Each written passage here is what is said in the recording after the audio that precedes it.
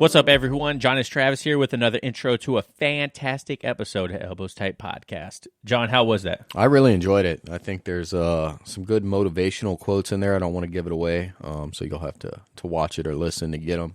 But I thought it was good. I liked it. What'd you think? I thought it was great. The guy that we have on today is Jordan Teaches Jiu-Jitsu on YouTube, and he is a black belt up in Ontario, Canada. He runs Limitless Jiu-Jitsu, and he has a big YouTube page where he's like blowing up right now, to tell you the truth.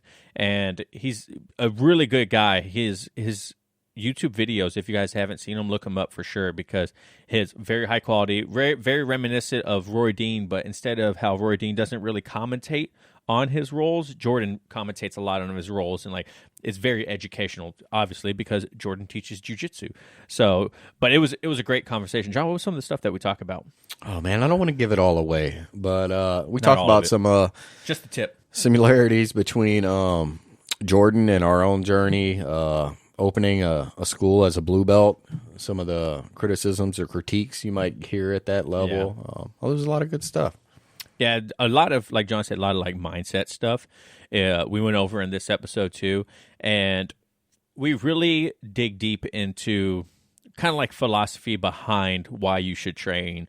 And it honestly went a path in the conversation I didn't really expect, to tell you the truth. Like we have like our preset questions that we want to ask people, but the conversation went way deeper in these questions than I was honestly expecting, which isn't a bad thing. It just added to the conversation. It was really nice. So that was great to sit down and talk with him. It was more of an intellectual one that we've had in a while. So yeah, I'd say if you're newer to jiu-jitsu, white belt, blue belt, you'll probably really appreciate some of the conversation around competing and testing around those requirements. If you have them at your school, or maybe you've been on the fence, should you do it, should you not? I think you'll enjoy this one. Yeah, Jordan's funny when he talks about him competing. I was like, man, ain't that the truth? I was like, I feel that. Yeah, some good connecting points in there for sure. Yeah, absolutely. So, but that is who we have on the show today. If you guys want, please leave us a 5-star review on iTunes. Check us out, Elbows Tight Podcast everywhere, Elbows Tight on YouTube. We have a video right now that is blowing up. If you guys want to check out why jiu-jitsu warm-ups are stupid, we also have a new video with Chad Wesley Smith's from Chad Wesley Smith's podcast about the best exercises for jiu-jitsu. Here's a little tip for the video. There is no best exercise for jiu-jitsu. And that's another good video if you guys want to go check them out. I'm trying to turn these podcast clips into more of YouTube-friendly so people find us more. And honestly, it's working out because our YouTube page is gaining quite a bit of traction right now. So it's pretty nice to see the hard work paying off. So, but other than that, elbowstight.com. And also, don't forget, we're still trading patches. We haven't gotten anyone yet to send us their patch, but that doesn't mean it's not going to happen. So we're keep offering. If you guys want a patch, send us a patch with a mailing address back to you, and we will exchange patches with you. I still want to have a big wall of patches. I think that's kind of cool. Yeah, that'd look cool. John, you got anything else? Nope. Get out there and train. Yep. Thank you guys so much for watching, and remember, nope, I'm not going to say that. That's at the end of the podcast. You guys have a good night. Catch you later. Thanks.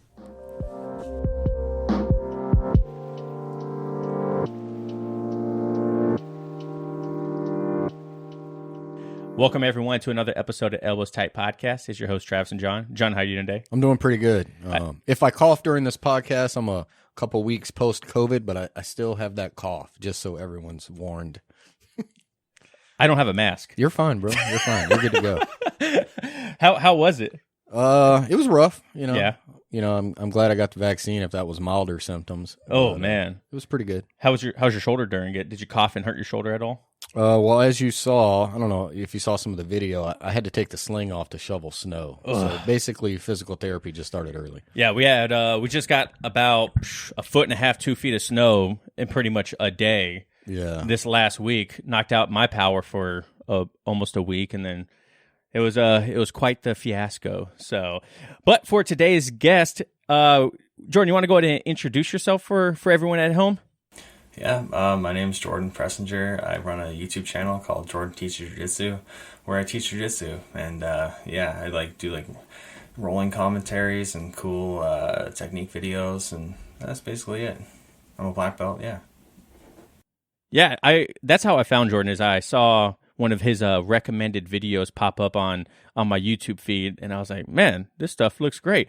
And because when we first started jiu-jitsu, we found Roy Dean at the very beginning, and so we kind of got nipped by the YouTube bug, and so now a lot of my YouTube feed, especially for the podcast, is all jiu-jitsu stuff, obviously, right?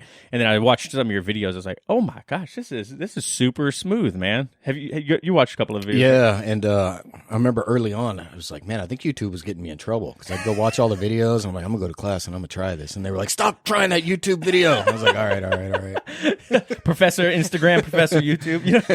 Yeah, for sure. So, Jordan, what got you into jiu-jitsu? Can you tell us a little bit of your story on how you got into everything? Yeah, I'll try to, keep it somewhat short. Basically, like, I dropped out of college. I just wasn't liking it. And, I was just watching TV all day doing nothing. And UFC Unleashed was on all the time. So there's just a bunch of, like, UFC fights. So I just, like, watched that. At first I was like, oh yeah, this is, like, really lame. I don't like this. And then I just kept watching it and I liked it. And then I figured, well, yeah, I figured I'd be pretty good at this. So, I just wanted to fight MMA, but there's only a jiu-jitsu school in town, so I just started doing jiu-jitsu, and then later on started doing MMA, and then I've just been doing both ever since. So it's like, nothing too crazy. So did you find you picked it up pretty quick? Yeah, I picked it up really quick. Like, I knew I would. Like, I know it sounds kind of corny, but, like, I told my wife, like that I'd be, like, a champion, like, a jiu-jitsu champion. I didn't really know what that meant, but, like, I told her before I started, like, remember, I said this. So, yeah, and then because I knew I'd be good. Because I've just, like, done, like, athletics my whole life, and, I just knew I'd be pretty good. So I bought a gi before I even started, and, it's just went well ever since, so... So you had that mindset when you first started on your first class. You're like, I'm doing this. There's no turning back whatsoever.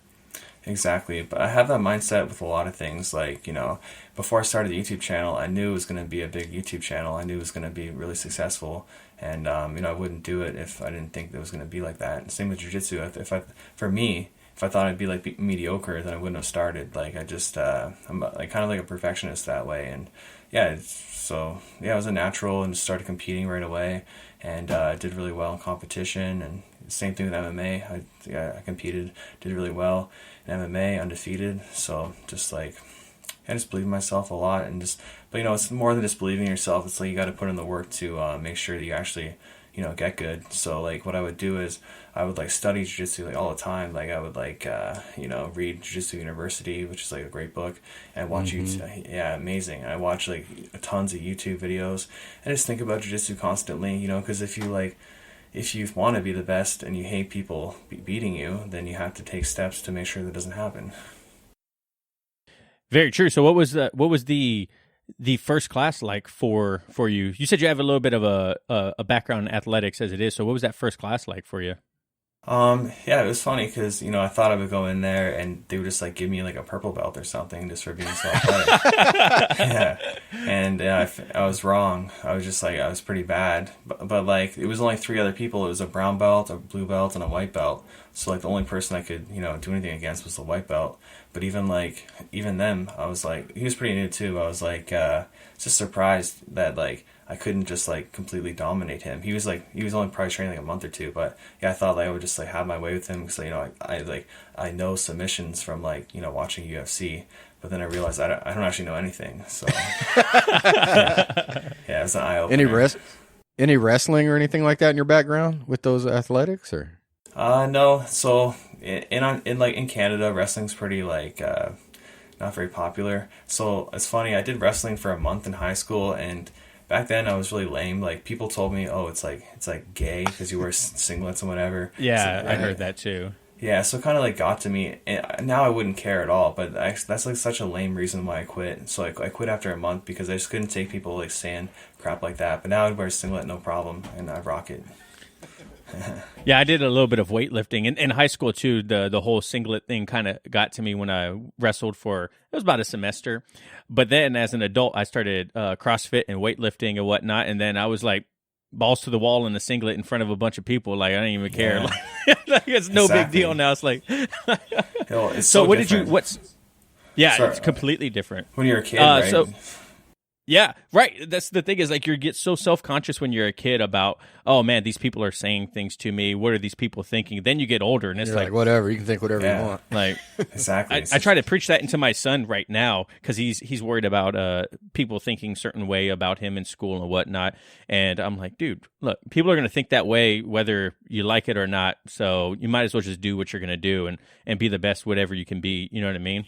Yeah, I agree. I do the same thing with my daughter. Like, try to like instill that confidence in her and kind of like have her learn from my mistakes. You know, things I could have done better in my life as a kid. Like, you know, I could have done way better and done things and achieved a lot, but I didn't because I was so self-conscious. So yeah, I don't want her to go through that. So try to teach her good. Do you have her in jiu-jitsu as well? Yeah, she's in jiu-jitsu and she's really good.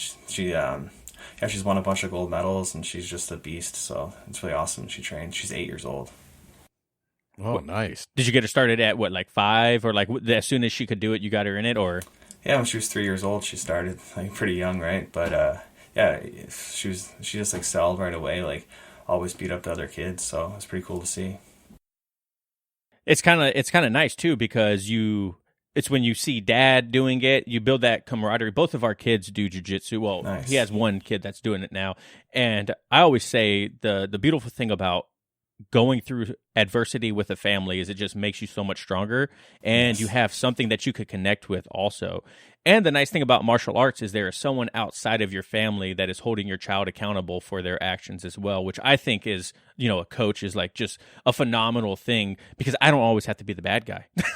Exactly. I think it's great when parents train with their kids. Like, you know, I own my own gym, and when the parents start training too, that's really when the kid really gets into it more.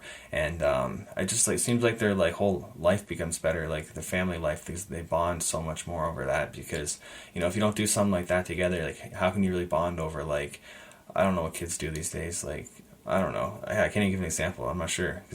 I don't know either. My son, he's like on YouTube watching 30-second videos of like random things. I'm like, I don't understand I'm not even that much older than you, and I still don't understand what's Exactly, going right? on. I'm like, are you watching other kids play video games on YouTube? Like, it used to be they Yeah. play video games. Now they're watching other kids play I video can't say games. nothing. I do I'm that. like, I'm what? sorry. That's crazy to me. Yeah. Well, it's So, like people what- watch what- my channel. Sorry, it's like when people watch my channel, they're watching me do jujitsu. It's like a Yeah. similar thing, right? I Yeah. think it's Well, so it's funny. the whole argument that I always give people is like, well, you watch other people play football, you watch other people play soccer. It's just the same thing to me. It's like I'm watching a Exactly. higher level person do something that I enjoy doing, and hopefully I can learn from them. It's the reason why jiu-jitsu channels on YouTube are like so big, right? Because people want to see the higher level and how they move, what they think. And it's the same thing why we started this podcast, right? Is because people go through a certain experience in life and they want to be able to relate or learn from someone else. I mean, you know, For it's sure. like- Absolutely. I'm never going to be an NFL player, but I enjoy watching them play in the NFL, right? You know, it's just weird to me when people make that argument. It's like, oh, you're watching someone do jujitsu, like, yeah. Yeah, I want to see how it's done correctly. Yeah, exactly. Well, and video games too, right? Like watching people play video games is so popular, and I feel like that's like the next step for jiu-jitsu because I'm kind of one of the first that's really started like rolling commentaries. Like others have done it, but not to the level that I've done it, like 4K and like captions and everything that I do with it. Put a lot of effort into it. So yeah, I think rolling commentaries are going to be like just as popular within jiu-jitsu as like video game like playthroughs are within the video game realm. So yeah, I think it's kind of just starting now. It's going to be very popular. I agree. And I think you got in at the perfect time too, because COVID had so many people at home. And now that we're starting to get back into training a little bit more, people are even more hungrier than is that hungrier a word? Yeah. It's even more hungrier than before COVID happened, right? Like now we're starting to see our classes are getting bigger and bigger every time. You know what I mean? And even our little YouTube channel where we just kind of do our podcast stuff and like random things for new practitioners. Even lately, I'm like, holy crap, where is all this growth coming from? It's because people are starting to get hungry again because they're starting to be able to see like, oh, I can go train. I'm going to start going to train. Have you noticed that too with your YouTube channel? Yeah, I have. I think that like jiu-jitsu on YouTube has had for a long time almost like some negative connotations because people thinking like, oh, you just like learn on YouTube or whatever, and there's like techniques that maybe might not work, because I think in the past people went for like flash, because that's the only way to get your videos watched, or on Instagram too. You get this crazy stuff that like, like might not work. So, or in the past it's been like really poor jiu-jitsu instruction. I'm talking like way in the beginning of YouTube. So like now things are like, now you have tons of high level instructors teaching, and I think that like YouTube is going to be the place to really up your game, because in jiu-jitsu class you learn techniques, but like for my channel, for example, I teach so much concepts that it's extremely hard to teach that stuff in class. Like even for myself as a coach, like it's very hard to teach that in a class setting. Like they need to see it like happen live, slowed down, which is what I do. So I think that jiu-jitsu on YouTube is gonna become extremely popular.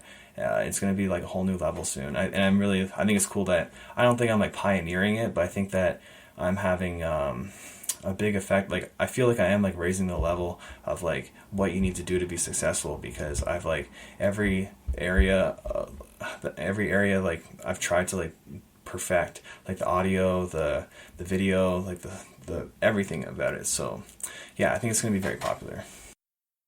So what was the deciding factor to wanting to start YouTube content and content online in general? That's a good question. So like Ontario had like a bunch of lockdowns. Like this is our 4th lockdown, but during the 3rd lockdown I was like really depressed, because I just couldn't do anything, like because the gym was closed again. So, and I always want to start a YouTube channel. I'm not really sure like why, but so it just worked out really good. And I just started it at the 3rd lockdown, and it's just from the beginning, like I didn't start off good at jiu-jitsu. I mean, at YouTube I was like pretty bad at it. Like the video quality was just like subpar, and like I was just doing it like everyone else was doing, to showing techniques. And then I was only getting like maybe like 1 or 2 subscribers a day, and for me that's like not acceptable. So I was constantly thinking, how do I make this better? How do I make it better? And that's kind of gotten to where I'm at now, where it's like like I've thought of every area how I can make it better. So what was your first YouTube video, and how long did it take you to make? I filmed like a bunch of YouTube videos at the same time, a bunch of like technique videos, just like like a rear naked choke, cross collar choke, all that stuff. And they took me like probably a couple hours to make each. And now the videos take me like 15 to 20 hours each. It's like a part-time job. It's crazy. It's too much. Yeah, we put out a 9 gift guide, or 9 gifts for your beginning grappler for the Christmas season, to like just give people out there ideas on, if someone's falling in love when they're first starting, like what is a good thing to get them. And I mean, the video's 7 minutes long, and it took me probably 10 hours to do. It's like, because there's just like so much editing, and then audio, music, and everything like that. And it was... People don't realize, like, oh man, this is a 3-minute video. That shouldn't take too long to make. It's like, no, it actually takes quite a long time. And with like yours, you have great content on screen. Like you talked about, you have like subtitles at the bottom, giving like tips, and then arrows and things popping up, and it's really high quality stuff. And it's not like you could just like drag and drop that stuff. You know what I mean? Like exactly. John watches me every once in a while when I'll edit this podcast, and it's a lot of work. My son wants to be a YouTuber, and I'm like, here, let me show you how to YouTube. Let me show you how to edit one video. And he's like, I don't even know what you're doing. I was like, it's a lot of work. It really is a part-time job if you're trying to do it until you can make it a full-time. So are you trying to go full-time on YouTube too, or kind of just have it supplement your time with your academy? I'm not sure what I want to do, because sometimes like I want to move away from Canada, because it's just like really cold here, and that's the main problem. It's really cold here. And and I know that there's a lot of money to be made through YouTube and instructionals. So sometimes I want to like sell my gym and move away, but then I also really love my gym, and and love the people there. So it makes it a very hard decision. So basically what I've been doing like last little while is just like working less and less at the gym, so I have more time to do things on YouTube. But now it's still just a lot, and I'm really busy, so I want to even cut down that even further and maybe like get other people to edit certain things. And but it's just hard. It's hard though, because the edit is part of the actual teaching. So it's like, you know, I can't just get someone to edit the videos and they'll turn out the way I want them. Like, so it's tough. I got to kind of figure out a balance, but yeah, ideally I could do both at the same time, but yeah, it's almost like I got to work part-time at the gym. So like, which is kind of what I do now. So like my wife, she's like the gym manager. I basically just like teach at the gym, which is like makes my life a lot easier. You said you're in the 4th shutdown right now? Yeah, 4th one. Do they close the gyms entirely when you guys are in the shutdowns, or? Yeah. So basically, the shutdowns, the gyms are closed, indoor dining is closed, and then when we're not shut down, up until recently, we've had extreme restrictions like no touching, which have been like, you know, very hard to impossible, yeah, for jiu-jitsu, right? So that's been a huge challenge and just a big bummer for the last like 2 years. But now they've let us touch, but up until they closed us down. So that, I mean, I guess that would definitely have to weigh in future decisions on what you want to do. If that's the way it's going to be, and I mean, this stuff's not going away anytime soon. So I just, you know, at some point, I think we're just going to have to live with it, and they're just going to have to open everything up. But who knows when that's going to be? I agree. It's frustrating. It's hard. Like the hard part is not knowing. So it's like if I were to like, you know, move away now and then the pandemic does like go away kind of, and it's like, okay, maybe I shouldn't have done that. And I'm really indecisive. Like, so I worry if I were to like move somewhere, I would regret it and want to move back and like a month later, which is like highly probable. Right. Where have you been thinking about moving? So I got a lot of ideas in mind. Like I like the U.S. would be cool, like Texas or Florida, or like even like Mexico. There's certain parts that are pretty safe and pretty cheap, or even like Costa Rica or Portugal. Like I spend a lot of time, like mostly when I'm like depressed, I start looking like, you know, where can I move to feel better? Because, right. Yeah, like the winter, you know, it's just depressing in Canada. Like no one wants to live in Canada in the winter. So for business wise, how does your business continue to prosper when you have these lockdowns? Do you do like online classes for your students, or do you direct them to like a member only page that you have for them or something like that? Like, how do you keep your people around?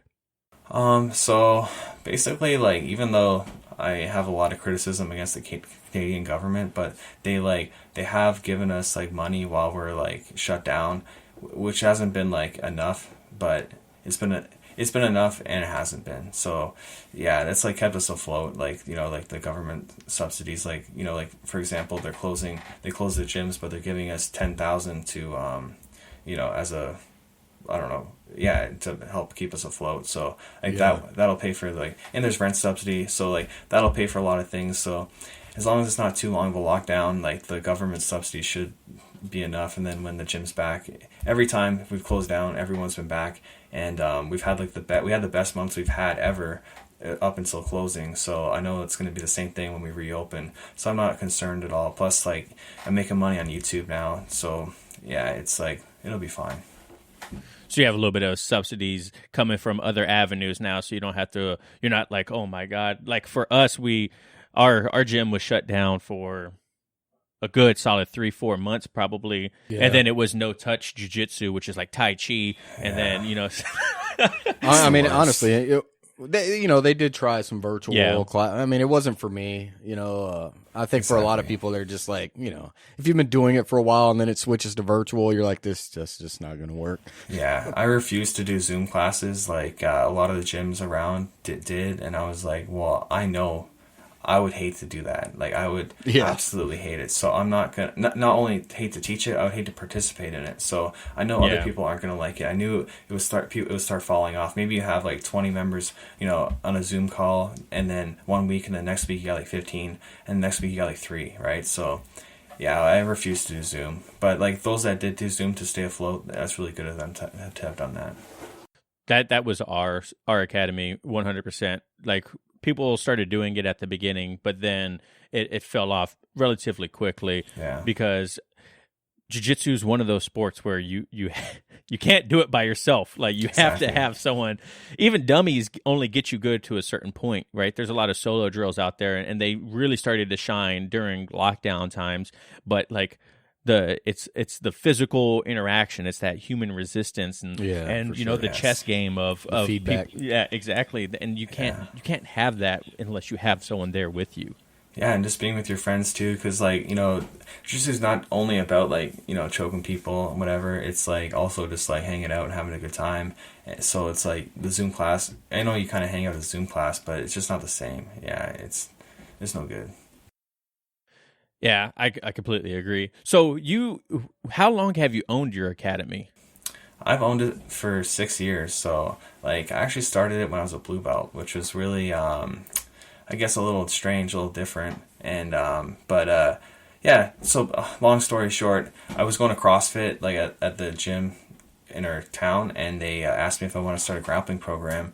I was like, well, I always want to start a gym, but like I'm a blue belt, but I knew I was a good blue belt, like, so I thought I'd be fine because like, you know, I was winning tournaments, double gold, everything. So like I obviously could teach beginners, but yeah, I got a lot of criticism for that, because there's a black belt in town too, which was like my former coach.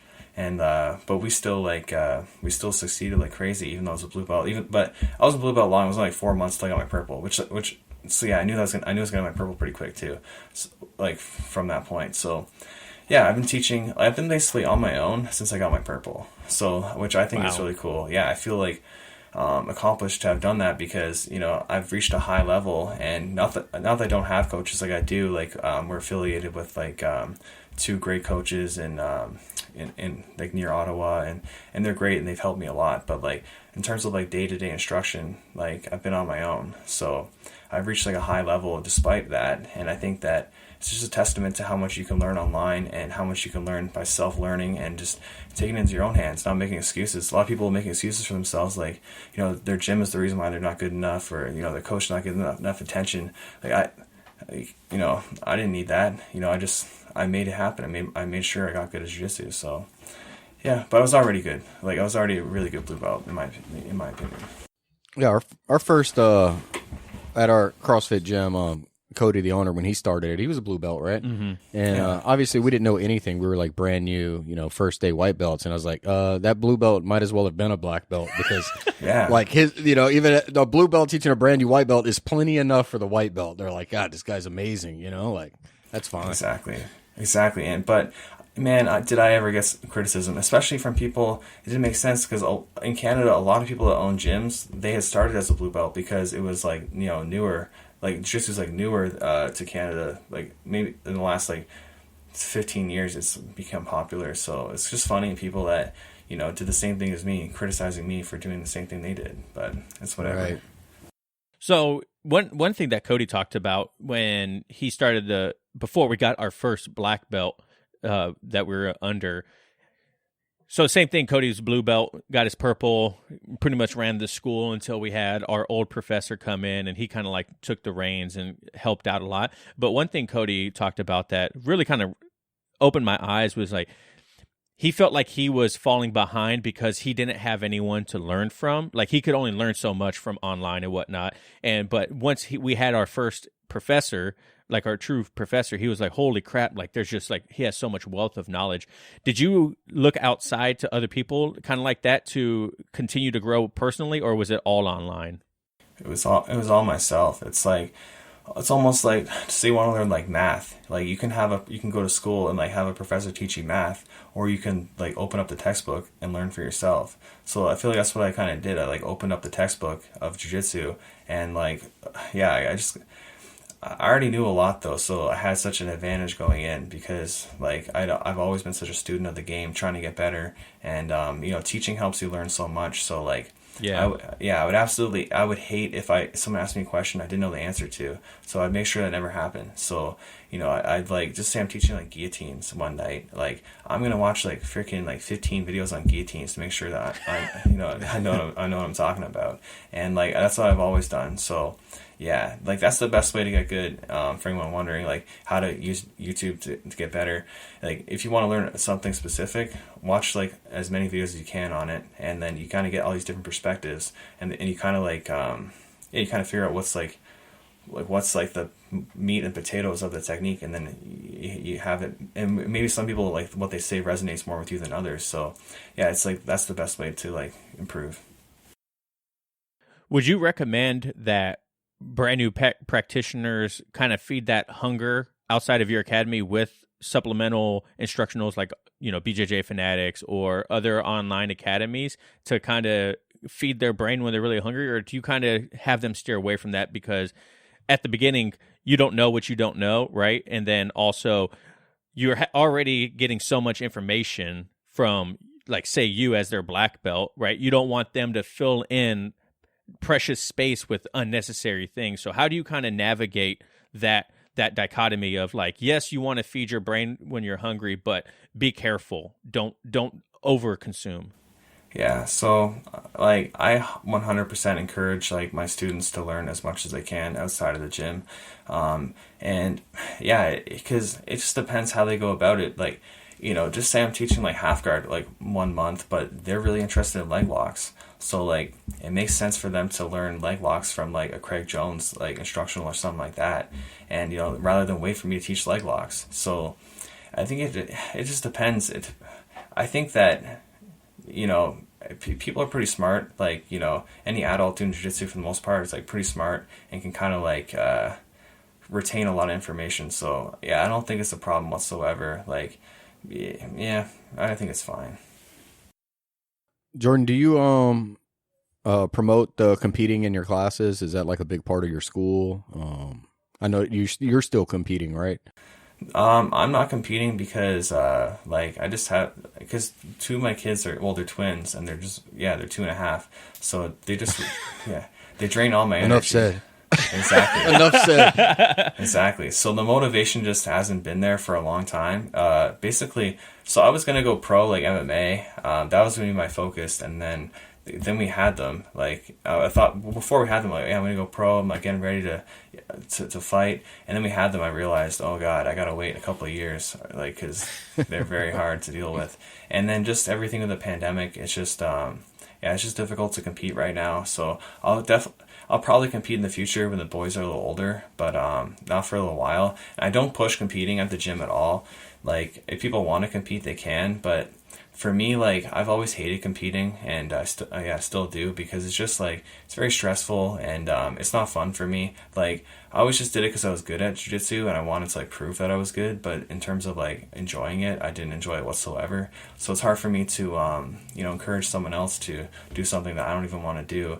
And I like being like a recreational type gym where everyone's just having a good time or whatever, and there's no like pressure to like compete or whatever.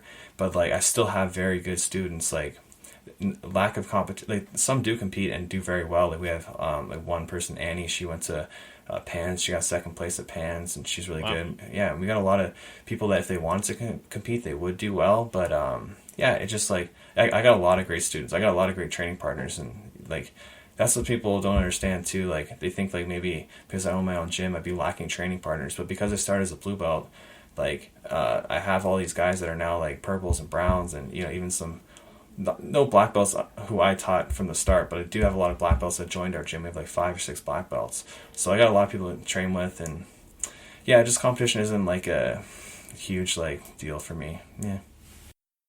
That's good. That's always an interesting topic when we ask, because I know some places push it, some don't.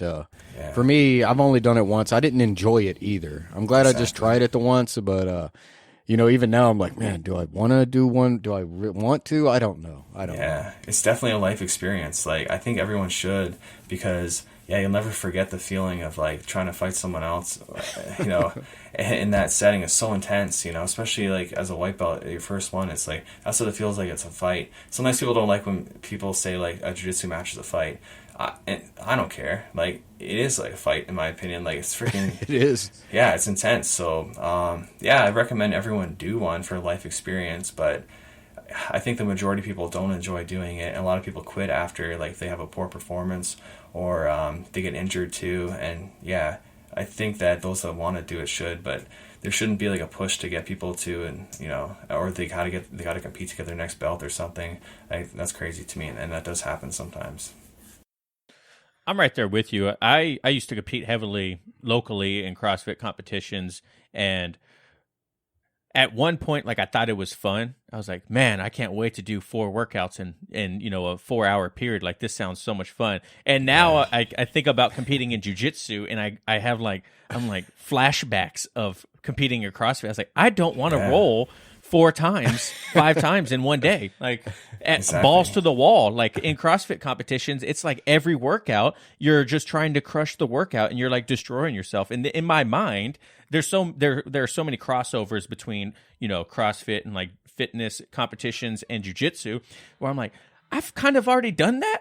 It just doesn't sound appealing to me anymore. You know what I mean? Like, did you ever compete in CrossFit?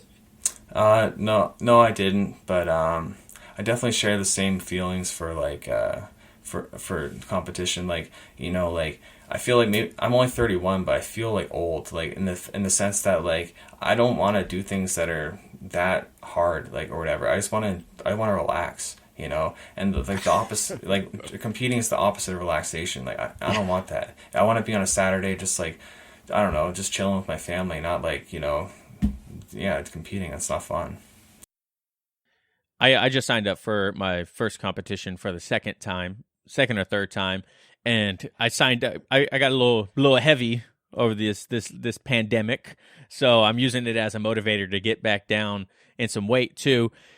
But I don't know, man. It's already having that little bit of stress on me, because I'm like, man, I got to lose this weight to cut down. And luckily I planned it out far enough to where I have ample enough time to lose the weight that I need to. So I'm not like super stressed about it. But then in my head, I'm like, but I'm going to get there, and the nerves are going to get to me. It's like, I'm going to drive you, man. We got this. I'm going to drive you there. You relax. We got it. Yeah. So what's your pre-competition routine like before you like step on the mat?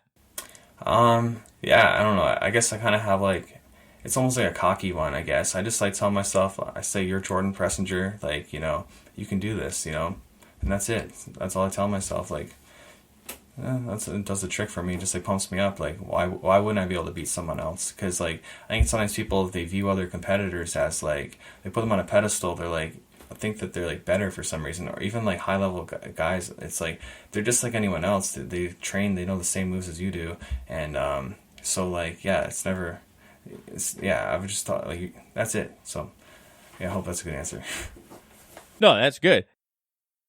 Yeah, for me, it was just like, why not? We've been putting in the time. I mean, why not? They all learn the same stuff. It's kind of the same thing. Everybody puts in the work, the effort. I don't see why you can't win. Exactly. It reminds me of Rose Namajunas when she was going to fight Wei Li for her belt again. She sat there the entire time saying, I'm the best, I'm the best, I'm the best, right? And then she won by knockout, you know what I mean? In like 33 seconds, or I think it was, or like 40 seconds, something super quick, you know what I mean? So I could completely see how just that simple mantra in your head, like I'm Jordan, I can do this. Like, there's nothing that can stand in my way. You know what I mean? I could definitely see how that can work. Do you read books for mindsets or anything like that to kind of help out? Not really. Like I do like some like philosophy books, like Meditations by Marcus Aurelius, but that's like I don't like reading. I just like audiobooks. But I like philosophy a lot. I hate reading. So I'll read the stuff like that. And like, there's some books I have read, like A Fighter's Mind and A Fighter's Heart by I forget who wrote it, but they're really good, like for MMA competition and stuff like that. But nothing's really helped. Like, like MMA especially, I've always been like super scared to fight. Like, it's like fight night, I'm getting my hands wrapped, I'm like, I do not want to do this. Like, I'm never signing up for a fight again in my life. And that's what I tell myself. Like, and I'm just super scared. And I don't think any mindset or any advice would ever help. It's just like, when you're a very competitive person and you want to win so bad, like, that's what I worry about. I want to win. I don't care if I get hurt. I just want to win really bad. And nothing's going to change that. So I'm just like, just the way it is, just a competitive person. So nothing's going to help me in that regard. So what was the hardest belt for you? Not necessarily just competing wise, but like, what was the belt that gave you the most difficult, like, journey? Like, whether it was like time or techniques or expectations?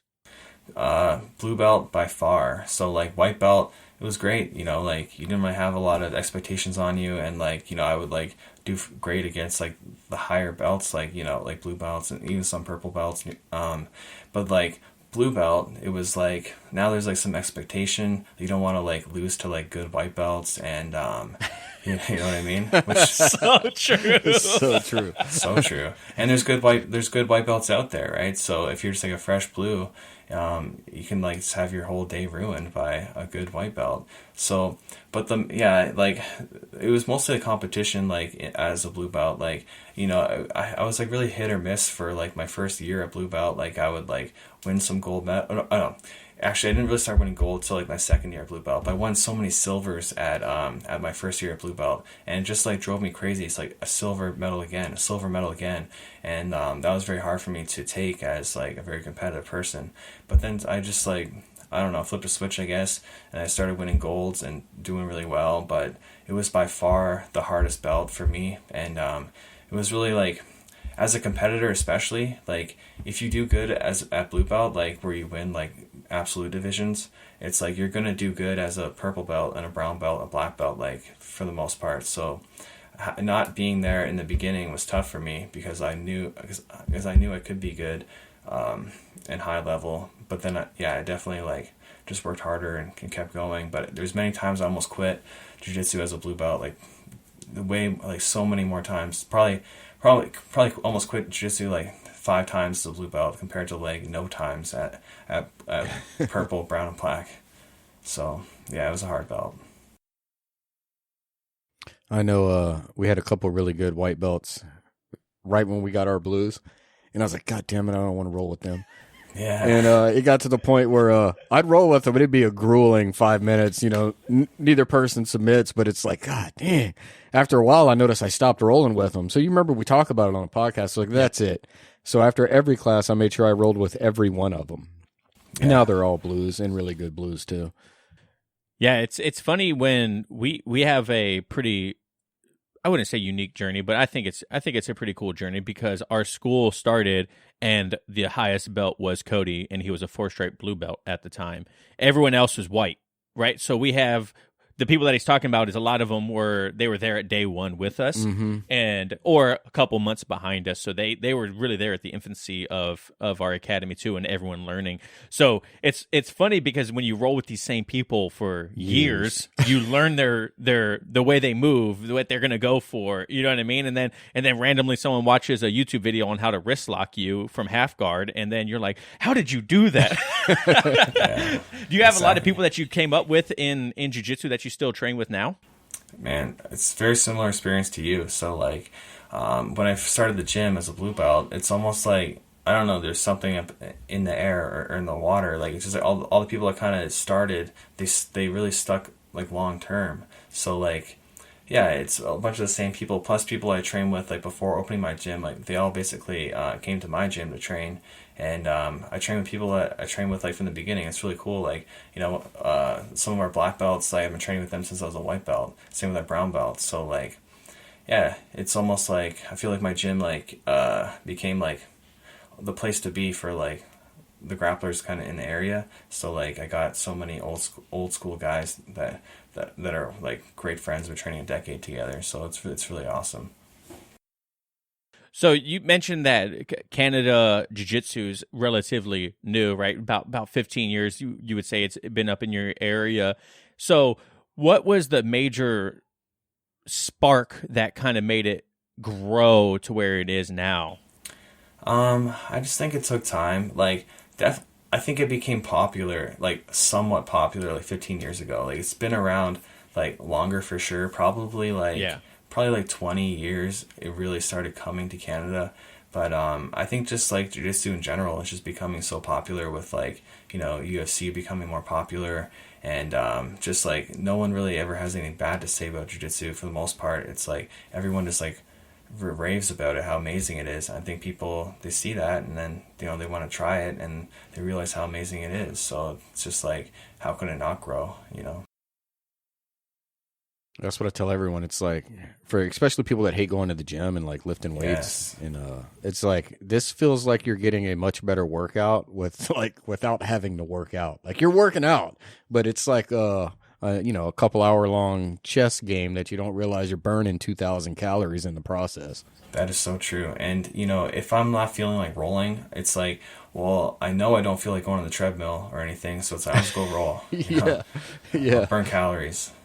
So I think Sure. I think that is one of the biggest benefits of jiu-jitsu is how it's a workout without feeling like one. Like what else can you do that's like that other than like, I don't know. There are definitely other sports you can, but they're just not as accessible as jiu-jitsu, I think, because you only really need like a couple people to make it happen, as opposed to like organizing like ice time for like hockey or like a pickup game for soccer. It's just more difficult. So like jiu-jitsu is very accessible, even though it's kind of expensive. It's just very accessible to like get your workout in. Go to class and you burn like freaking 600 calories, 800 calories, where you had to be on a treadmill to do that and just like hating your life.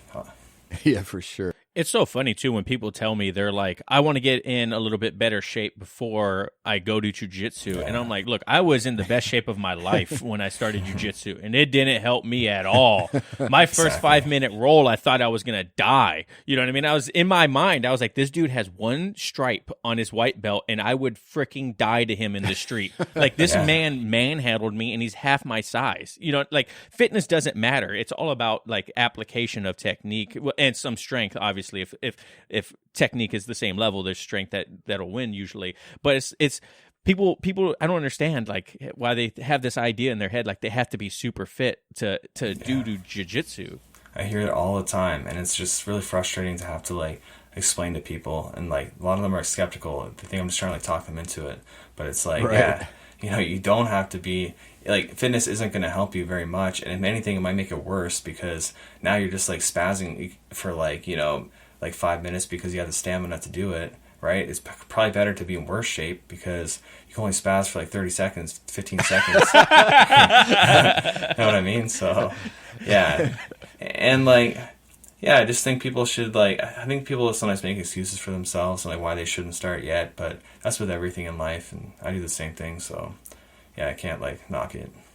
We talked to Jason Khalipa, and he was telling us that obviously CrossFit Games champion, highest level of fitness for a decade, and he said he feels bad for looking back at him as a white belt now because he was so spazzy and he used so much strength. You know what I mean? And to hear that from him too, who understood his body at the highest level and still didn't understand like what it felt like to be a spazzy white belt. You know what I mean? When you first started, were you a little bit of a spazzy white belt, or what was white belt Jordan like?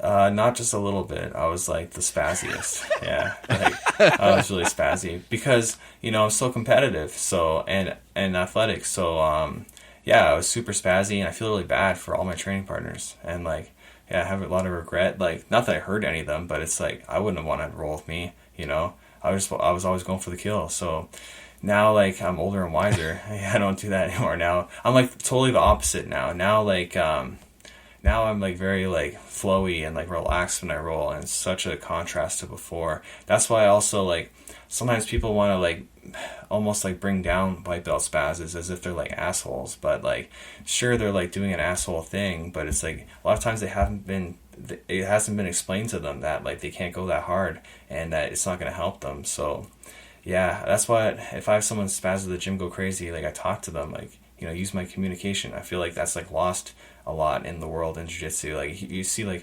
people on Reddit or whatever, oh, this guy's such a asshole doing this and that. Well, you talk to him and tell him that's not cool to do, because I felt I was in that position. I was rolling so hard, no one told me chill, so yeah. No, it's completely it's so true. Like I said earlier, you don't know what you don't know. You don't know that you're being a spazzy white belt because you're just starting to train. They're fighting for their life. Yeah. They don't realize that this is controlled. We're not actually going to kill you. So they're fighting for their life in that first roll. They don't know. I have a buddy who's 44 years old, and he's a white belt. He hasn't done really any real classes yet, but he's a straight spazzy white belt.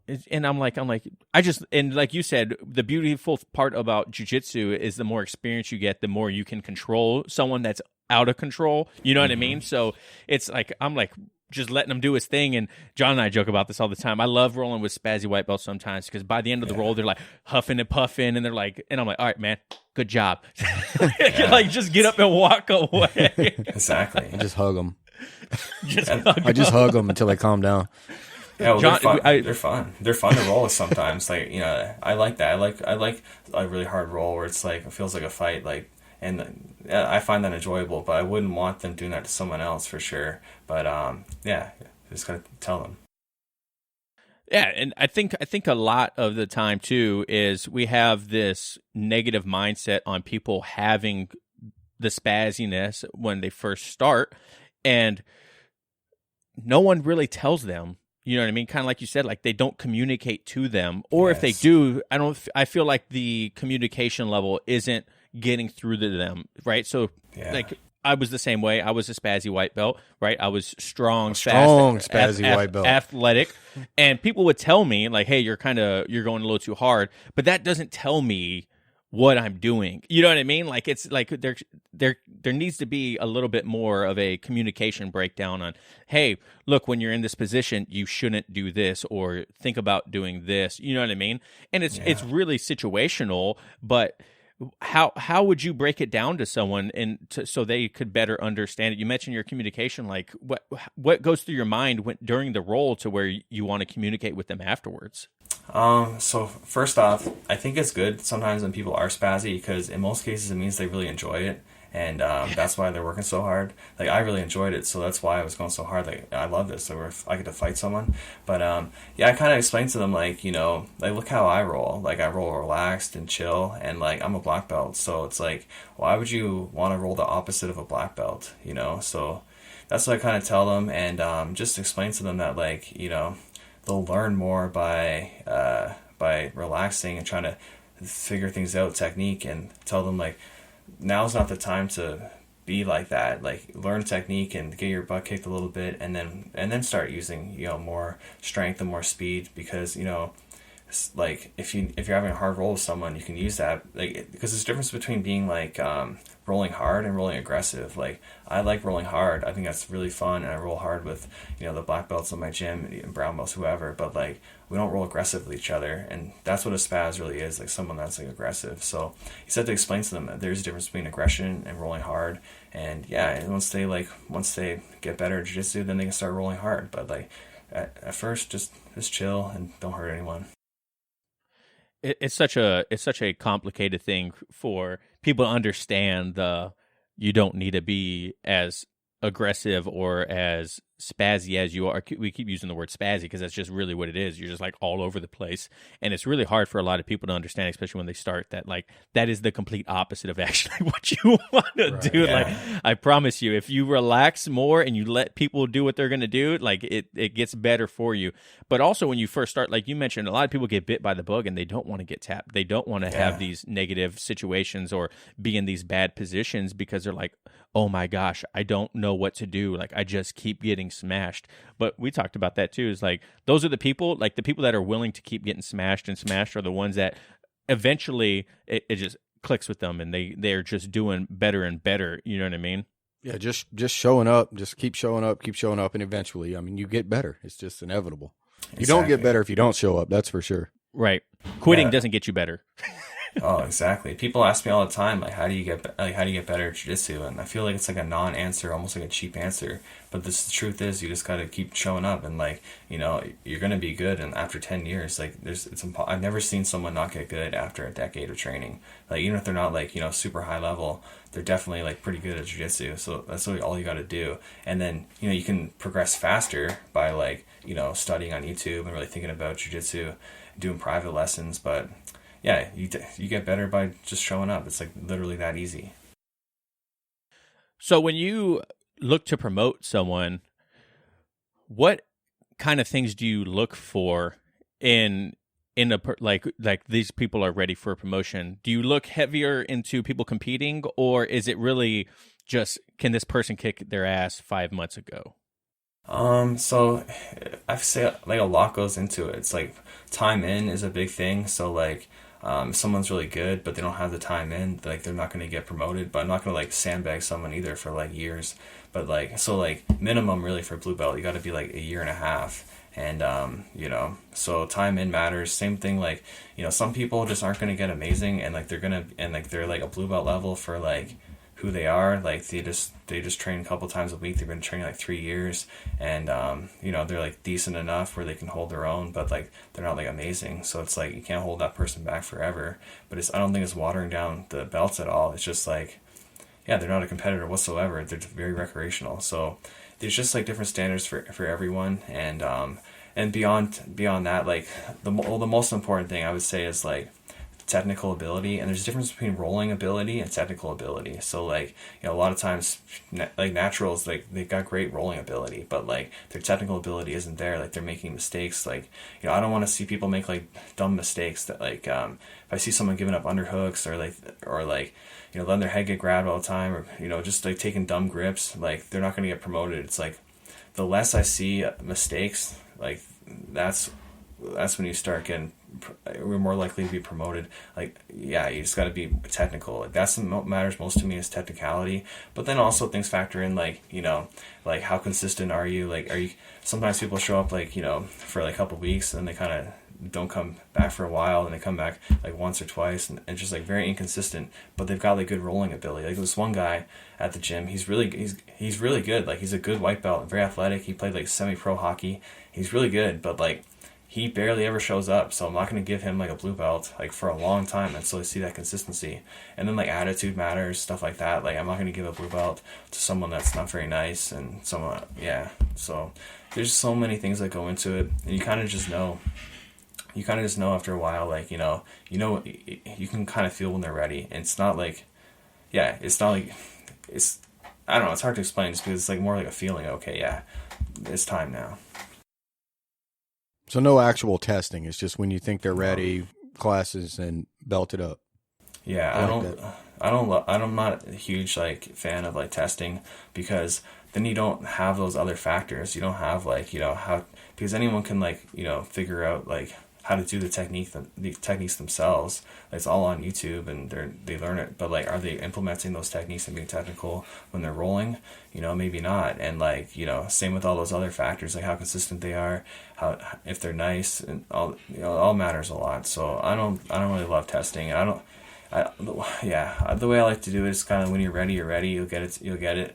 And then, you know, we like do like we're starting to do an annual grading too, but it's like you can be graded outside of that grading too, like, because I don't like when gyms do that, where it's like one grading a year or two a year, and then because sometimes people get like promoted too fast, because it's like, well, they're close enough, you know, give them their belt now, or it's like, you know, yeah. So I'm not a big fan of that. Like I like it my way. If it's like whenever you're ready, or you know, we do that, or if you wait till the end of the year promotions. Yeah, testing feels like competition to me at this point. If I know there's a testing and they're like, "Hey, testing Monday," I'm not going to show up. Like, exactly. That's just the way it is now. Like, when I hear the word testing, it's like I got a pit in my stomach. It's like competition time again. I'm like, oh no, I'm not interested in that. I don't do this to be miserable. I want to have fun. That's exactly it. I think sometimes instructors forget that. Just with a lot of things within jiu-jitsu, it's like, you know, you have paying customers that are coming to like have fun.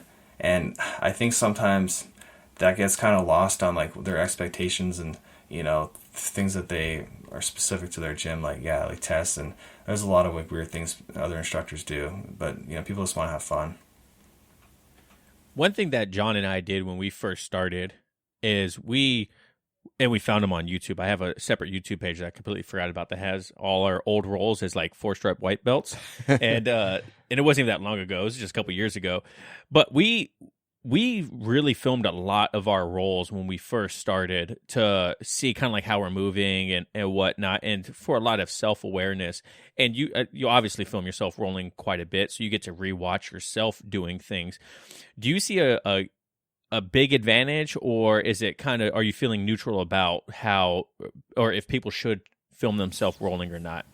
Well, I think in many cases, people won't really see what they do wrong. Like, they don't, because like if you watch like my rolling commentaries, like the person watching, if I didn't commentate on it, they might not see actually what they're doing wrong. So it's, you need like someone with like black belt eyes to like tell them like, you know, what they're doing, or even like, you know, it's good blue belts and purples too that could do it. But yeah, so it's like you can't just look at film and be like, and like somehow magically know what you did wrong. You need someone to like to tell you. And like, yeah, like for me, like I feel like I've gotten better at jiu-jitsu from seeing myself so much though, because I know what I should be doing and not be doing. And sometimes I see, oh, like why did I do that? It's like, that's not very smart. So like, nah, I don't do that anymore. So it's really cool watching yourself. Yeah, our videos were pretty easy for me to spot everything I was doing wrong, because I was like, wow, maybe if I move and not just lay there on my back, Travis won't submit me. I should start moving. Yeah, exactly. And what's funny too is it puts in perspective how time feels so different in the middle of a roll. Oh, yeah. I was rolling with our brown belt Cody, who's the gym owner, and for me, it felt like a good 10, 15 seconds of a fight, like of me trying to get a bow and arrow on him. But in the video, it was maybe 2 or 3 seconds, right? In my mind, I was like, I'm fighting for like to win the war right now. And slow looking back on it, I was like, wow, that burned a lot of energy in 3 seconds, man. Like, yeah. Yeah, you know what else is a good example of that? If you have to sit out a round because maybe it's uneven numbers, it feels like eternity. It feels like, singing forever. Might as well go home. Yeah, honestly. But then if you're rolling, it feels like it just like goes by so fast. I think it's just because you're in like the flow state, like in the moment. And yeah, same thing like you said. Like when I watch the videos after, sometimes like things go a little different than like I imagine them in my head at the time. And it's like, okay, like that was like a small segment or like a long segment. It's hard to like really gauge, you know. So because sometimes I'll be rolling, I'll be thinking, oh, this is boring. Like I'm just like stuck here in like half guard. Then I watch the video. Okay, I was only in there for like 5 seconds, so it's not going to be boring for the viewers. So it's really hard to gauge. When you look back at your videos, do you commentate what you're seeing or like what you were thinking? You know what I mean? Like, when you see something on the screen, like you just mentioned, like, oh man, I was actually only there for a couple seconds.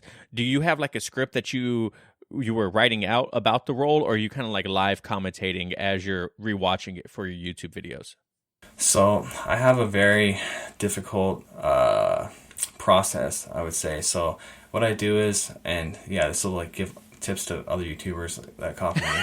So, but basically I'll watch the role a bunch of times and I'll just like kind of understand it more and know what's going on. And then I do the captions, and then when I go to commentate it, I'll take like maybe a 5 second or 10 second segment, and then I'll think about it and I'll write what I want to say, and then I'll say it, then I'll read it out loud. So sometimes people don't understand that like everything I say in the video I'm reading out loud. So like, yeah, sometimes it doesn't always sound natural because like I'm pretty monotone in general, but then when I'm like reading out loud, it's like even more monotone, and people like to point that out all the time. So thanks YouTube commenters. It's like they tell me like I don't know. Like I know I'm monotone. But you know, so yeah, like that's my process, and it takes forever because I got to write the script as I'm commentating it, and you know, also try to sound clear, try to sound slow, so like non-English speakers can understand what I'm saying. Which I'm like, there's so much that goes into it, and it's just that's my most hated part of making the videos is commentating it, because then I worry too, like how do I sound here, and like it's just I don't like that part. But and it takes the longest. So sometimes, you know, it'll take me like 10 hours to commentate a video. So like I can edit it pretty quickly with captions and everything, but the commentary takes forever. And by the end of it, I'm so tired and just want to be over with. And then I start sounding really tired, and then people really point out, they're like, "Oh, why you sound so soft and quiet?" Like, oh my god, just relax. Like I'm in my room by myself, just like talking into a microphone for all day, for hours.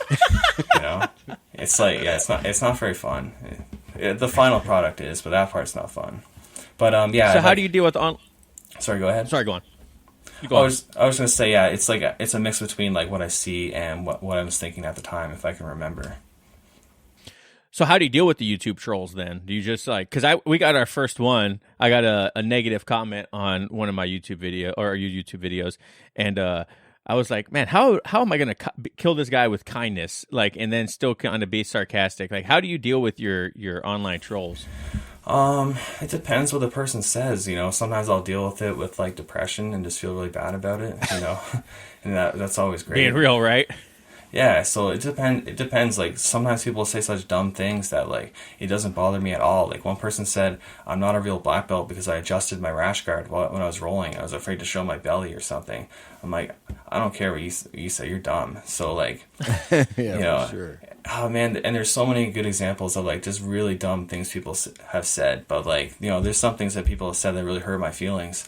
And, but I'm like getting better at dealing with it and just realizing that there's so many people that say nice things. So, like, you know, and a lot of times, like, it's the people that like they're like, who are they? Like, what are they mad? Like, they're like mad a lot of times. Like, sometimes people are mad. They get like mad that I'm not rolling with like high level black belts. It's like, okay, go give Gordon Ryan money to fly out here and roll with me. I'll roll with him. But like, I live in a small town in Canada and we have good guys to roll with, but it's like, no one's ever good enough for them. Like, some people really think like I only roll with like lower belts or something, but they don't understand that I'm teaching jiu-jitsu. It's not like Jordan shows off on YouTube. It's Jordan teaches jiu-jitsu. Right. You know what I mean? And there's a lot of people that think that, and they don't really understand the point of the channel. And so it's like, well, I have one guy, he's a purple belt. He's like, oh, come to North Carolina. We'll show you, like, you know, how it is. I'll beat you up, whatever. And, like, you know, it's like, why are you mad at me? Like, you know, other people are happy that I'm teaching jiu-jitsu, and there's specific people that are really mad at me. So, yeah, those don't bother me as much. Sometimes people think that, like, the rolls with the big guys are fake.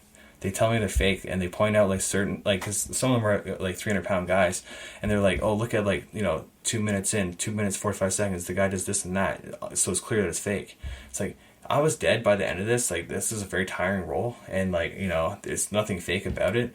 And so those ones don't bother me either. But it's like specific comments I don't like. But I'm getting better at dealing with it over time. I just kind of realize that, like, you put yourself out there on the internet, and you're gonna have people say rude things. And I've had a lot of nice comments. So, like, yeah, I really haven't had it too bad. I've seen people just get, like, really rude comments. I feel really bad for them that they got to deal with that. That's something that I've always worried about for us too, is because we're just blue belts. We started this as white belts. I was always nervous that people were gonna not take us seriously, or people not gonna want to listen to us or watch our videos or have anything to do with us, right? Because we're not black belts. We're not putting out high level technical videos, or I can't commentate on a white belt's thing and then have, you know, like, legitimacy, you know what I mean? And so dealing with online trolls, luckily we've been very fortunate to have very positive feedback on almost everything that we put out there. And so, but the few times that we do get, you know, those one or two comments or something like that, I'm like, just don't let it get to you, Travis. Just don't let it get to you. They're a jerk. They're behind a keyboard. They wouldn't say that to your face. Oh, they're a black belt. They probably would say it to my face.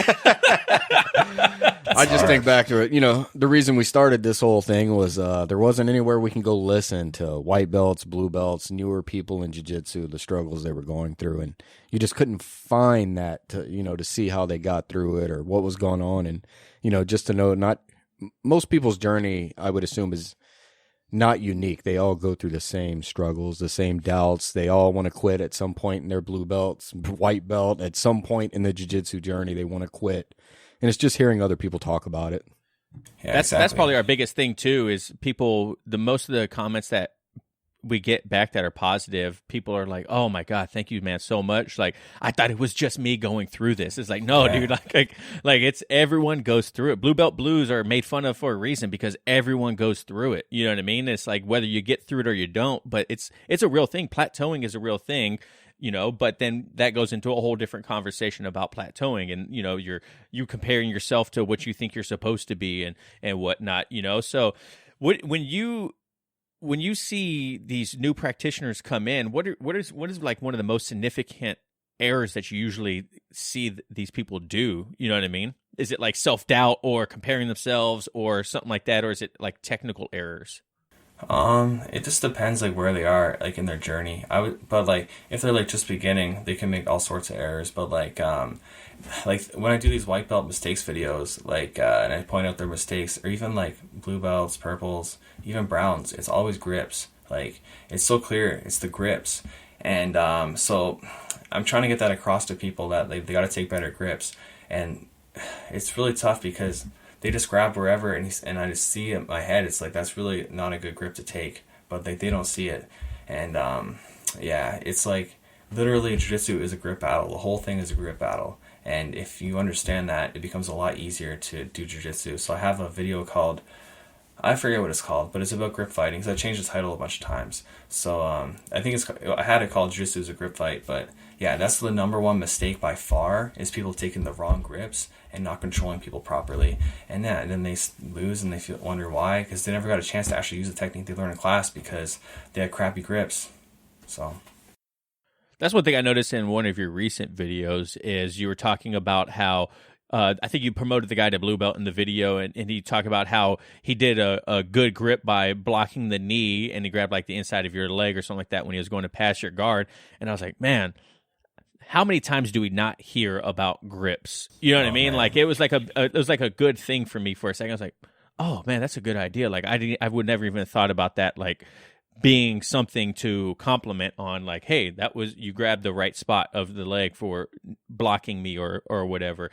And I think grips to a lot of people are overlooked. You know what I mean? It's like, or they don't know which grip to deal with first, right? Like you'll have like a De La Hiva and like a sleeve or something like that, and they're like, okay, so which one should I break down first? It's like that whole internal battle of, well, which one? Exactly. Exactly. You know, it's funny, like, I don't know if you guys have the same experience as me, but as like a kid, like a really young kid, like fighting with whoever and like holding their grips so they can't do things to you, and how effective it actually is. And like people forget that like instinct now when they're grappling. They don't realize that if they control the person's grips, then they aren't going to have bad things happen to them. And you need to have good grips to have good things happen to you. So like, like you're saying earlier, like, yeah, the pant grip. So this is a great example. So like when you're standing, a collar grip and a pant grip are really good because you can go knee slide, you can do all sorts of stuff. But as soon as your knees touch the mat, like into a half guard, those grips are very bad. So like that's actually what Brad, that's his name, the guy in the video, that's what he did. He didn't adjust his grips once his knees went to the mat. And same actually with the one I just posted with Doe, that's his name, same thing. He had good grips. Then he went to his knees, and now they're no longer good grips, but he kept them, which made me be able to sweep him. So it's like, no one teaches this stuff really. Like, when you go to class, you learn specific techniques, but you don't learn that kind, like the in-between. And like, that's when you get screwed, is the in-between. So that's why I'm really happy to have this channel. I can show people like, and that jiu-jitsu is much more simple than most people make it out to be, and you can have a lot of success you can have so much success just understanding grips, because that's what all techniques are. Techniques are just grips. They're just like, okay, you grab here, then you grab here, then you grab there.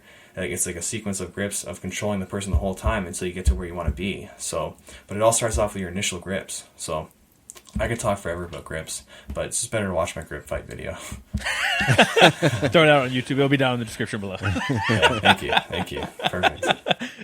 So, like we mentioned earlier, one thing that we always like to ask people is, what would your one piece of advice be for a brand new practitioner to jiu-jitsu? Something that you would want them to stick with their entire journey? Man, okay. So I'll try to give like one, but basically, I didn't make this quote, but I forget who said it. But yeah, you're gonna be somewhere in 10 years, so you might as well be a black belt. Like that's like literally all you gotta do is train and be a black belt. So everything in between doesn't matter. So it's almost like the stock market. They go up and down, and when you lose is when you sell. So same with jiu-jitsu. When you quit, that's when it's over. Right? So if you just, on the down, you just keep going, you're eventually going to go up. And yeah, it's just sad to see, because I know so many people love jiu-jitsu, and then they kind of just get discouraged and fall out of love with it. But they could be a black belt if they just were to keep training. It's like literally that easy. Because I have ups and downs. Like sometimes I'm rolling bad. I'm like, oh, like I can't get things going right now. So, but I know like next week I'll be fine. Like, so just like not worry about it. I definitely can agree with that. A lot of our struggle is comparing ourselves to what we have this idea in our head of where we should be at because of the color of our belt or the years we've been doing it, or our friends that started with us, or you know what I mean. There's all these different external factors that go into internally causing us to feel a certain way, and we just it's a lot of it just doesn't matter, you know. And that's the hardest part, is to tell yourself like it. What does it matter? It doesn't matter. It's my journey. You know what I mean? Man, exactly. And like I said before, even if even if you don't jiu-jitsu because you're not if you're not enjoying it at times, and so you don't do it or whatever, you should just train anyway. It's just to burn calories. Because this treadmill sucks, working out sucks. So like if you compare it to that, like a bad day on the mats is much better than an hour on the treadmill, right? And everyone should work out. Like, you know, everyone should keep themselves healthy. And if I wasn't doing jiu-jitsu, I don't think I'd be in great shape, because I hate running and I hate all that stuff. So like, where else could I burn all these calories in a session every day? Like, I train like basically every day. So like, yeah, if you're having a hard time, just do it for the calories. Do it for the calories. That's what I tell myself. Do it for the calories. You can eat more that way, because I eat pretty good. Like, I eat like a good amount. Like, but if I'm not training, I have to eat way less, right? So, and I don't want to do that because I like food. So, yeah, if you're like a foodie, you especially have to train jiu-jitsu. But so you don't get worked up. Oh, you know, I'm not like progressing very much. At that point, just think, I'm just going to burn some calories, and then maybe like a month later, I'll be feeling way better about jiu-jitsu, right? Just burn the calories in the meantime. Yeah, and consistency is key. Like, if you're worried about your sucking, stopping's not going to help you get better. Like we said earlier too, you know what I mean? Like, consistency is king. You got to keep showing up in order to get better, and then, you know, you got to do jiu-jitsu. You can't read a book and be good at jiu-jitsu. You can't watch a YouTube video and be good at jiu-jitsu or UFC, right? Like, you thought in your head, like, well, I watch a lot of UFC. Yeah. It's like, well, that doesn't actually translate over into jiu-jitsu. You got to just fight through it. Everyone goes through these things. Everyone has hard times. Everyone has those moments where they're like, I don't want to do this anymore. You know what I mean? But it's the people that get on the other side of that continue on, the ones that become black belts or blue belts or purples or whatever your next goal is. Hell, a coral belt if you want to be one day. You know what I mean? Like, but you got to, it's easy to train when it's easy. You know what I mean? Like, you gotta train when it's hard, because that's when you're gonna make probably the most progress. Also, not only physically but mentally as well. You know what I mean? That's what I really try to tell people. You know, I just put a Instagram reel out yesterday of me doing an average technique. My title of it is like an average blue belt with average technique. You know what I mean? Because I want to tell people, like, look, just because you see people online doesn't mean they always move great. Doesn't mean that they're always perfect in their technique. They cherry pick shit left and right to freaking put out on the internet to look like, you know, it's like the whole Facebook facade. Like, everything you see on Facebook is people at their prime or doing great or the happy whatever. parts. The happy parts, right? Like, but not every day is going to be like that, especially not in jiu-jitsu, where there's so many factors that play into what you're going to do for the day. Exactly. And to expand on that, I think sometimes people put too much pressure on themselves needlessly, because like for me, I'm highly competitive. Like, I want to be the best, so, and I work very hard to make sure that I'm good at jiu-jitsu. But it's like, for a lot of people, is their goal to be the best? Probably not. So it's like, why not just train for fun? And if you get your butt kicked once in a while, it's fine, because you're not trying to be the best. You just train for fun. So it's like, I try to tell people that too. It's like, are you doing absolutely everything you can to be the best? Probably not. So if you're not, then like, you can just chill and like not worry about, you know, not being amazing. So you can be mediocre and have fun at jiu-jitsu. But I think sometimes people don't understand that. It's like, some things in life I'm not competitive about, and I don't mind being mediocre at. Like, it's fine. Like, I'm not very handy. I don't care. Like, I don't care if I, you know what I mean? I don't care if I can't build something good. But like, but it doesn't stop me from like still doing things once in a while. But like, yeah, it doesn't bother me at all. But it's like, when it comes to jiu-jitsu, it like bothers people a lot. But yeah, if they were to just do it for fun, relax, and it'd be good. Like, why is that expectation you got to perform so much? I don't get it. Like, unless you want to be the best, and that's a different story. Then you should be very hard on yourself. That's the only way to get better. Like, to get to the elite levels, to be very hard on yourself. Yeah, I like it. Yeah. So, Jordan, what is your biggest success in jiu-jitsu? Whether it's a belt or competing or getting your family into it, like, what is that biggest thing that you look back on where you're like, you give yourself a pat on the back? I would say like probably the YouTube channel, just because I feel like I've so many people have messaged me. Like people message me all the time, telling me how much better they got at jiu-jitsu because of my videos, or like they started training again because of my videos. And yeah, like I want to be like a professional a professional jiu-jitsu instructor. Like I want to be like, that's what I want to do. I don't want to be like a competitor and that be my thing. I just want to help people get better at jiu-jitsu. So I really feel like I'm achieving that, and I get a lot of I got a lot of happiness and fulfillment doing that. So that's my biggest achievement. Another achievement I'm really proud of myself is I got my black belt in 7 years, which is like really quick. And but like I said saying before, like I made sure I got good at jiu-jitsu. I put every ounce of energy I had into improving. So it's like, if someone doesn't get it quickly or takes a long time, are they putting the same amount of effort I put in it? Probably not. But there's other areas in their life that they're putting a lot more effort in there than I am in those areas. And like, so it's like people have different priorities. So it's like, if you don't have a priority to be amazing at jiu-jitsu, like don't be mad when you're not amazing at jiu-jitsu.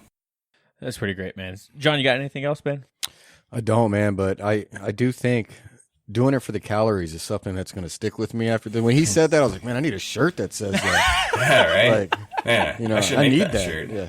Yeah. You should. Like, you need that one for sure. Well, I'm starting to make shirts. Like I got like some plan, like T-Rex arms and stuff like that. Like stuff I say a lot. So I think do it for the calories. Maybe I'll do that one too. Yeah, I like that one. I'm in. I think I messaged you when you said T-Rex arms, and went, like tip 13 or whatever, and your 20 tips for. I was like, man, we were going to be called T-Rex Arms Podcast, and I thought it was kind of funny. I was like, but we can move with elbows tight, and it's still pretty. How good many name. times do we hear elbows tight though, man? We hear it every class. Yeah. That's why it's always in my head. I don't know. Whenever they hear it, we hear it in class. Everyone kind of looks at us and they're like, yeah, right, exactly. It's so crucial. It's something people mess up all the time. They have their arms out like crazy. Yeah. Keep them here, T-Rex. The hell? I love it. Well, Jordan, hey man, thank you so much for coming on the show today, man. This was a great conversation. Really dive deep into philosophy and learning, which is really good, man. I don't think we've had a conversation like this too much lately. So thank you so much for your insight on everything like that, and congratulations on your recent success with YouTube and everything going on in your life, and your BJJ Fanatics DVD coming out. That's pretty cool. If people want to find you and follow you and see your amazing content, where can they look you up at? They can just YouTube Jordan Teaches Jiu-Jitsu. It's like a really simple name as opposed to my first and last name, which is very hard to spell. So yeah, Jordan Teaches Jiu-Jitsu. And that's your YouTube page. You don't have anywhere else, no Instagram that you post out or anything, or you don't want them to follow you on there? No, they can check me out there. Same thing, Jordan Teaches Jiu-Jitsu. So it's just too easy. Okay, can't forget it's just everywhere. Exactly. Okay, perfect. Well, guys, thank you so much for watching at home. Thank you, Jordan, for coming on today. This was a great conversation. And remember, no oil checks here. Close. All right, guys. Right. Thanks. See you later. Yeah.